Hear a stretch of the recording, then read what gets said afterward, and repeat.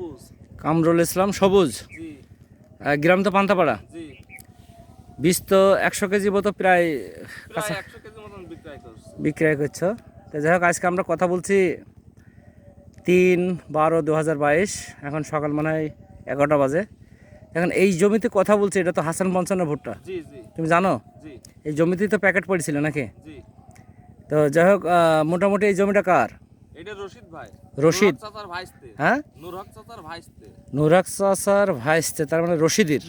আচ্ছা, এই মাঠটার নাম কি তুমি জানো? এটা সাদাহাটি পান্তাপাড়ার মাঠ। সাধুহাটি পান্তাপাড়ার মাঠ, সবাই বলছে পান্তাপাড়া। তো যাই হোক, এই জমিটা কতটুকু হতে পারে? এটা মনে হয় 1 বিঘে টিকে। 1 বিঘা টিকে হবে। জি তো যাই হোক, মোটামুটি এর কাছে তো বীজ তুমি দিয়েছো না অন্য কেউ জি, দিয়েছে? আমি দিয়েছি। কটুক দিয়েছো বীজ? 3 কেজি। 3 কেজি।